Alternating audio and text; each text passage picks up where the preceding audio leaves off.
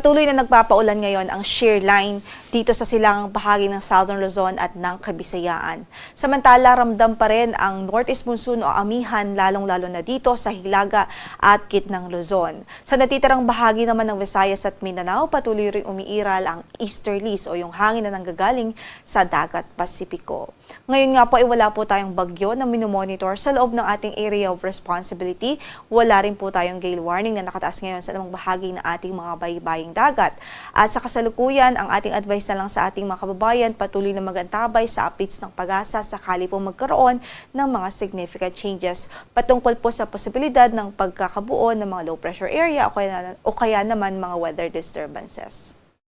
So sa kasalukuyan nga sa ating forecast para sa araw na ito, patuloy na makakaranas ho ng maulap na papawirin at mataas na tsansa ng mga pag-ulan ngayon sa Sorsogon Province, maging dito po sa Northern and Eastern Samar at maging sa Samar Province. Yan ay dulot ng shear line. Samantala dito naman sa Metro Manila at natitirang bahagi pa ng Luzon, asahan na natin ng pulupulong mahihinang mga pag-ulan, direktang epekto po ng northeast monsoon o amihan.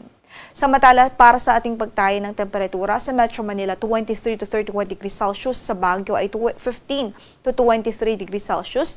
21 to 30 naman sa Laoag City. 21 to 29 sa Tuguegarao City. At sa Tagaytay ay malamig din, 21 to 28 degrees Celsius. Habang 24 to 31 degrees Celsius naman sa Legazpi City. Samantala, again po yung Northern at Eastern Samar, maging ang Samar Province, asahan natin ang mga pagulan dulot po ng shear line. Gayon din sa natitirang bahagi po ng Eastern Visayas at maging dito po sa Caraga Region, asahan din natin ang maulap na papawirin at mataas po na tsansa ng mga pagulan, dulot po yan ng easterlies. Sa natitirang bahagi naman ng ating bansa, sa natitirang bahagi pa ng Visayas at Mindanao, asahan natin ng mga isolated o mga pulupulong mga pagkidlat pagkulog anytime of the day. Kung kaya saan man ang lakad natin sa araw na ito ay huwag hong kalimutang magdala ng payong o mga pananggalang sa ulan. Para sa ating temperatura sa Tacloban, 24 to 31 degrees Celsius, 25 to 32 degrees Celsius sa Iloilo, 26 to 30 naman sa Cebu City, 24 to 30 naman sa Cagayan de Oro, 25 to 32 sa Davao City. Sa Zamboanga ay 25 to 32 degrees Celsius.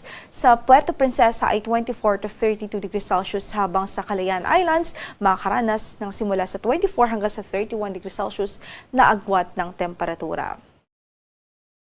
Wala po tayong gale warning ngayon na nakataasan mong bahagi ng ating mga baybaying dagat, although moderate o katamtaman hanggang sa maalon ng kondisyon ng karagatan sa malaking bahagi ng Northern Luzon at silangang bahagi ng Central Luzon, yan ay dulot po ng amihan. So, ingat pa rin ang ating advice sa ating mga kababayan doon na mandaragat, especially po yung mga gumagamit ng maliliit na sasakyang pandagat.